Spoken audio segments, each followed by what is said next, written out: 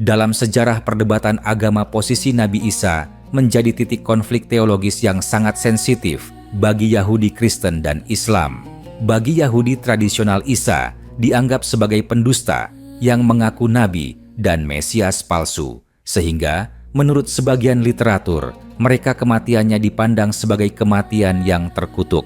Dalam kitab Taurat disebutkan bahwa orang yang digantung pada kayu adalah orang yang dilaknat oleh Tuhan, sehingga sebagian tokoh Yahudi menggunakan ayat tersebut untuk menjustifikasi keyakinan bahwa Isa mati dalam keadaan hina dan terkutuk.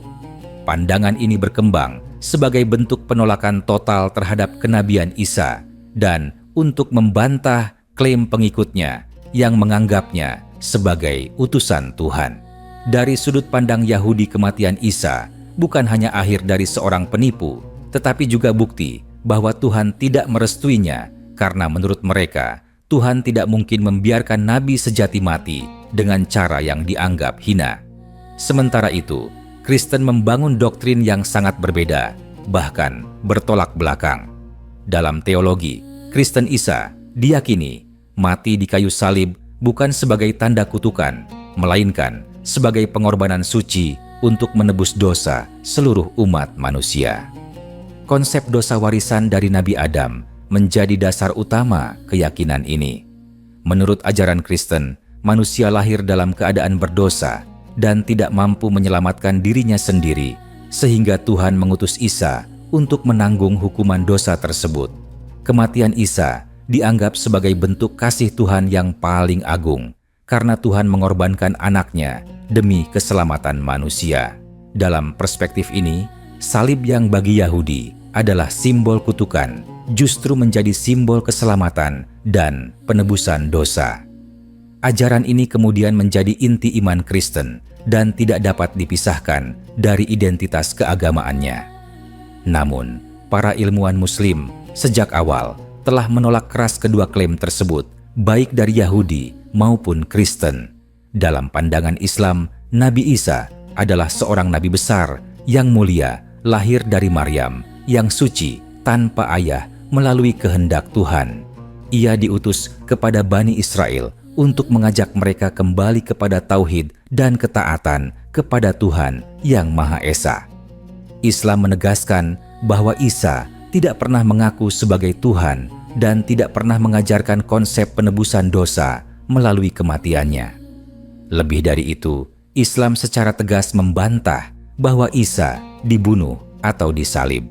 Dalam Al-Quran dijelaskan bahwa mereka tidak membunuhnya dan tidak pula menyalibnya, akan tetapi yang mereka bunuh adalah orang yang diserupakan dengan Isa, sementara Isa diangkat oleh Tuhan ke tempat yang mulia. Bantahan ilmuwan Muslim terhadap klaim Yahudi dimulai dari penolakan terhadap asumsi bahwa kematian di kayu otomatis berarti kutukan Tuhan.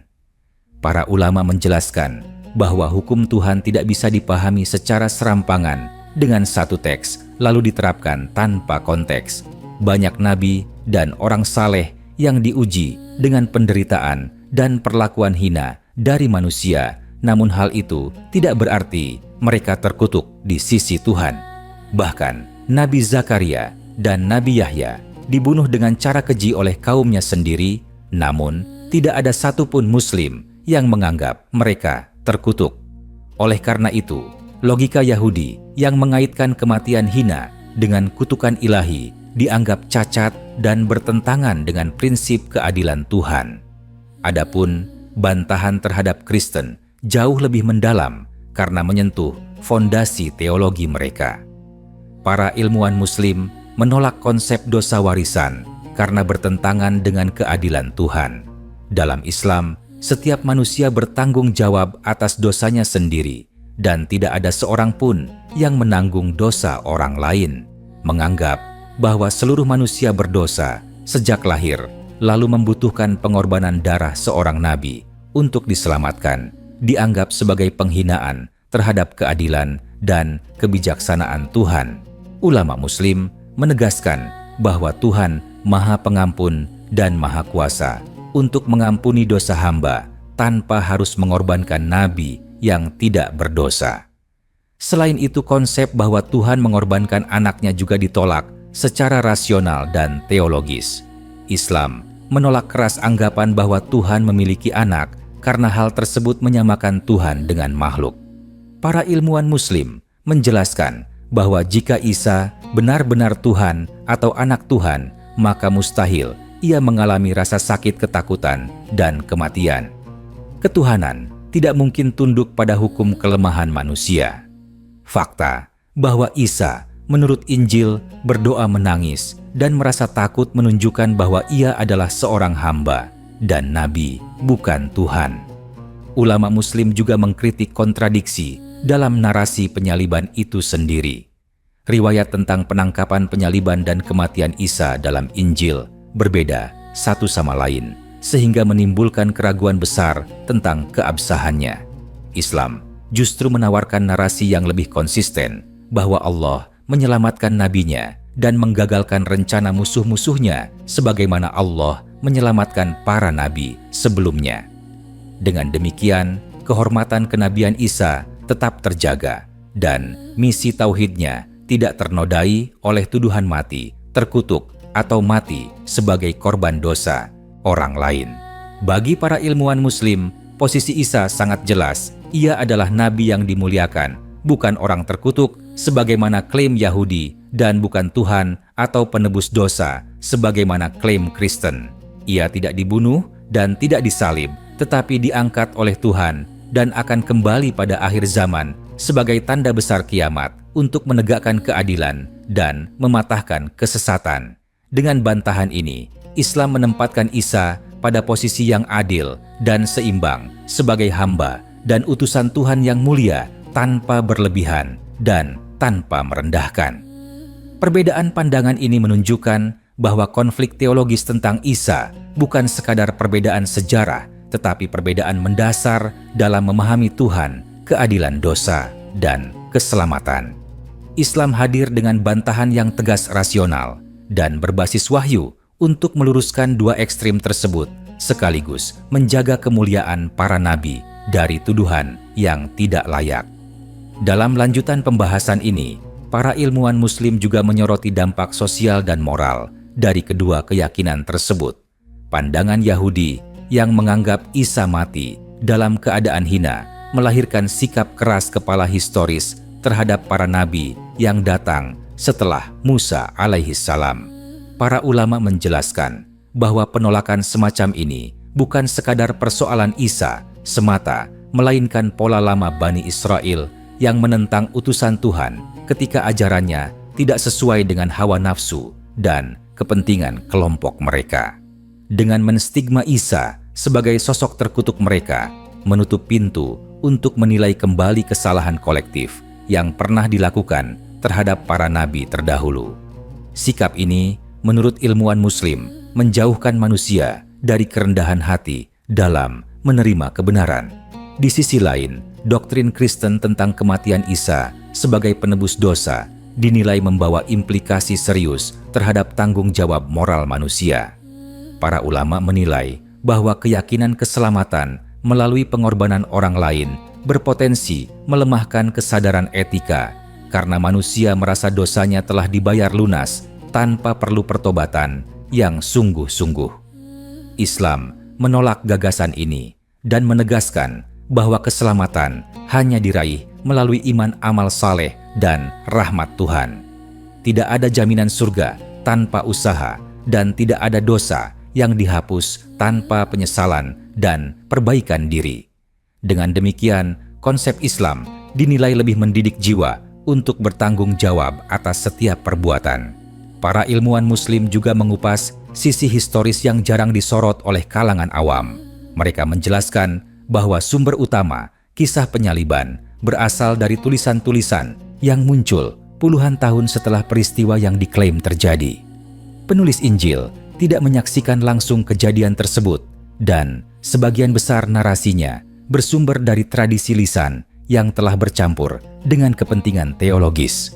Hal ini berbeda dengan Al-Quran yang datang membawa koreksi ilahi terhadap distorsi sejarah. Dengan otoritas wahyu Islam, menolak cerita yang menodai martabat seorang nabi dan menggantinya dengan penjelasan bahwa rencana manusia tidak pernah mampu mengalahkan kehendak Tuhan. Dalam tradisi keilmuan Islam, kemuliaan nabi merupakan prinsip yang tidak dapat ditawar. Para nabi dipilih dan dijaga dari kehinaan yang merusak misi kenabian mereka. Oleh sebab itu, gagasan bahwa Isa dibiarkan mati dalam keadaan dipermalukan di depan musuh-musuhnya dianggap bertentangan dengan sunnatullah dalam menjaga para utusannya. Ulama menjelaskan bahwa sekalipun seorang nabi menghadapi penentangan keras Tuhan, selalu memberikan jalan keselamatan atau kemenangan moral yang jelas. Penyelamatan Isa dengan cara diangkat ke sisi Tuhan dipahami sebagai bentuk penjagaan ilahi yang sesuai dengan pola tersebut. Lebih jauh, bantahan ilmuwan Muslim juga menyentuh aspek logika ketuhanan. Mereka menegaskan bahwa Tuhan tidak membutuhkan darah dan penderitaan untuk mengampuni kesalahan makhluknya. Pengampunan adalah sifat yang melekat pada kekuasaan Tuhan, bukan hasil transaksi pengorbanan. Menjadikan kematian Isa sebagai syarat pengampunan dianggap merendahkan sifat kasih sayang Tuhan, seolah-olah Tuhan terikat pada hukum yang Ia ciptakan sendiri. Islam justru mengajarkan bahwa Tuhan mengampuni siapa yang Dia kehendaki tanpa perantara yang bersifat ketuhanan. Para ulama juga menegaskan bahwa ajaran Islam tentang Isa tidak muncul dari sikap kompromi atau jalan tengah semata, melainkan dari wahyu yang memulihkan kebenaran yang telah tercemar.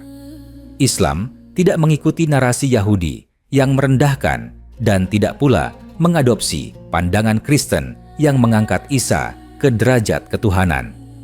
Posisi ini dianggap paling konsisten secara akal dan wahyu karena menempatkan Isa sebagai manusia, pilihan yang mendapat mukjizat luar biasa, namun tetap berada dalam batas kehambaan.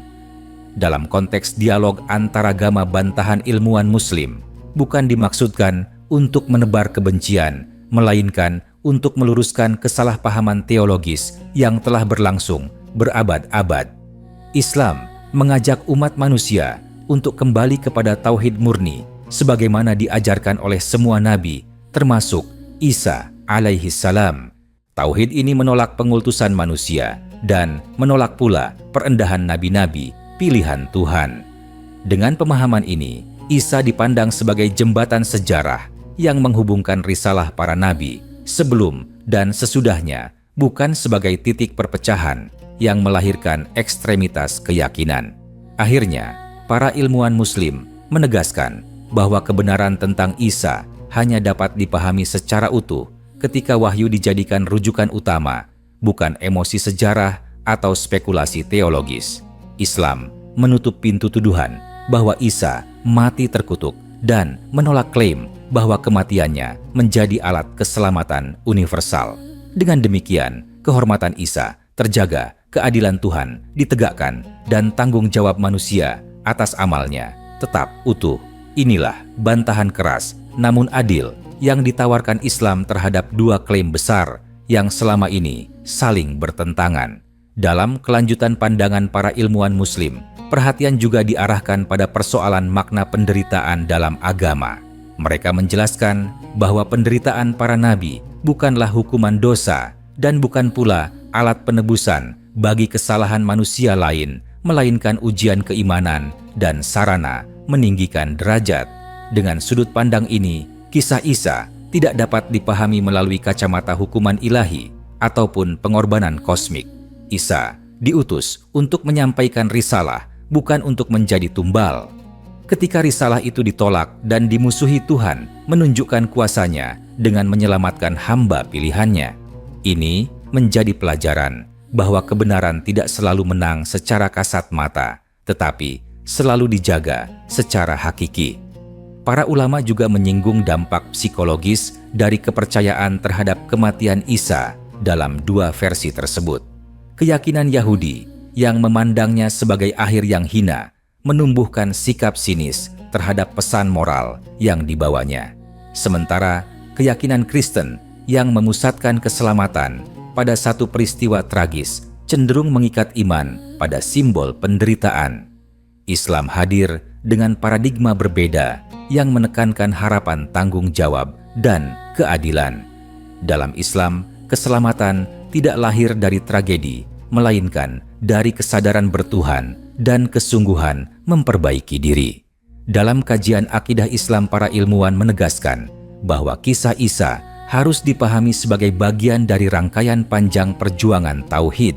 Ia bukan tokoh terisolasi yang misinya berakhir dengan kegagalan atau pengorbanan, melainkan mata rantai yang terhubung dengan para nabi sebelumnya dan Nabi Muhammad setelahnya. Dengan pemahaman ini, Isa tidak ditempatkan sebagai korban sejarah, melainkan sebagai utusan yang misinya ditangguhkan hingga waktu yang ditentukan Tuhan. Keyakinan akan kembalinya Isa di akhir zaman memperkuat pandangan bahwa hidupnya tidak berakhir di tangan musuh-musuhnya. Para ilmuwan Muslim juga mengkritik kecenderungan sebagian kalangan menjadikan emosi belas kasihan sebagai dasar keyakinan teologis. Mereka menilai bahwa ajaran tentang penyaliban seringkali diterima bukan karena kekuatan dalil, tetapi karena daya sentuh narasi penderitaan. Islam mengajarkan bahwa kebenaran tidak diukur dari seberapa menyentuh sebuah kisah, melainkan dari kesesuaiannya dengan wahyu dan akal sehat. Oleh karena itu, kisah yang menggugah perasaan tetapi merusak konsep ketuhanan tidak dapat diterima sebagai ajaran yang benar. Dalam diskursus keilmuan Islam, kehormatan Isa juga dijaga melalui penegasan tentang kesucian ibunya Maryam. Dengan memuliakan Maryam, Islam sekaligus membantah tuduhan keji yang muncul dari tradisi polemik lama. Ini menunjukkan bahwa bantahan Islam tidak bersifat parsial, tetapi menyeluruh, mencakup aspek akidah, sejarah, dan moral. Isa dipahami sebagai hasil kehendak Tuhan yang luar biasa, dan kelahirannya merupakan tanda kekuasaan Tuhan, bukan awal dari drama dosa dan penebusan. Para ulama menutup pembahasan ini dengan menegaskan bahwa perbedaan pandangan tentang Isa seharusnya mendorong manusia untuk berpikir lebih jujur tentang konsep Tuhan. Apakah Tuhan digambarkan sebagai hakim yang adil dan pengampun, atau sebagai sosok yang menuntut darah untuk memaafkan? Islam mengajak manusia memilih gambaran Tuhan yang maha tinggi, maha bijaksana, dan tidak bergantung pada penderitaan makhluknya. Dengan memilih tauhid murni, manusia diajak untuk menghormati para nabi tanpa menuhankan dan tanpa merendahkan. Melalui pendekatan ini, bantahan ilmuwan Muslim tidak hanya bersifat defensif, tetapi juga konstruktif. Ia menawarkan kerangka keyakinan yang menjaga martabat Tuhan, menjaga kehormatan nabi, dan menegakkan tanggung jawab manusia. Isa alaihissalam dalam Islam bukan simbol kutukan dan bukan pula simbol pengorbanan dosa, melainkan teladan ketaatan, kesabaran, dan kemurnian risalah. Inilah penutup pandangan Islam yang tegas namun proporsional terhadap klaim-klaim yang selama berabad-abad mengelilingi sosok Isa. Pada tahap lanjutan, para ilmuwan Muslim juga membahas bagaimana penyimpangan makna Isa memengaruhi arah ibadah dan hubungan manusia dengan Tuhan. Mereka menilai bahwa ketika seorang nabi dijadikan pusat keselamatan atau justru simbol kehinaan, maka fokus manusia bergeser dari ketaatan kepada Tuhan menuju perdebatan tentang figur. Islam berusaha mengembalikan orientasi tersebut kepada penyembahan yang lurus tanpa perantara yang disakralkan secara berlebihan. Isa dalam ajaran Islam mengajak manusia berdoa langsung kepada Tuhan, berpuasa, bersedekah, dan membersihkan hati, bukan bergantung pada tragedi masa lalu atau identitas etnis tertentu. Para ulama juga mengkritisi cara sebagian kalangan memahami konsep keadilan ilahi. Dalam keyakinan Yahudi tradisional, kematian Isa dianggap pantas sebagai balasan atas klaim kenabian yang mereka tolak. Dalam ajaran Kristen, kematian itu justru dipandang sebagai syarat mutlak bagi pengampunan. Islam menolak kedua sudut pandang ini dengan menegaskan bahwa keadilan Tuhan tidak tunduk pada penilaian kelompok dan tidak pula membutuhkan pengorbanan darah. Keadilan Tuhan terwujud melalui hukum, sebab akibat amal manusia serta rahmat yang luas bagi siapapun yang kembali kepadanya dengan tulus. Dalam kajian filsafat agama, para ilmuwan Muslim menilai bahwa konsep penebusan dosa mengandung persoalan logika yang serius. Jika dosa dapat dihapus tanpa pertobatan personal, maka makna perintah dan larangan menjadi kabur. Islam memandang bahwa perintah Tuhan bukan beban sia-sia, melainkan sarana pembinaan jiwa. Dengan demikian, keselamatan bukan hasil pengalihan hukuman, tetapi buah dari perjalanan moral yang panjang.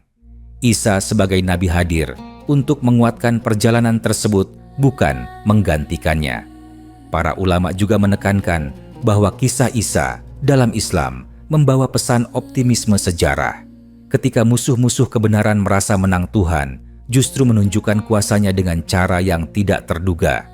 Penyelamatan Isa mengajarkan bahwa kekuasaan manusia terbatas, sementara kehendak Tuhan melampaui tipu daya apapun. Pesan ini relevan sepanjang zaman agar manusia tidak menilai kebenaran hanya dari kemenangan lahiriah atau kekalahan sementara. Selain itu, para ilmuwan Muslim melihat bahwa polemik tentang kematian Isa sering digunakan sebagai alat legitimasi kekuasaan dan identitas.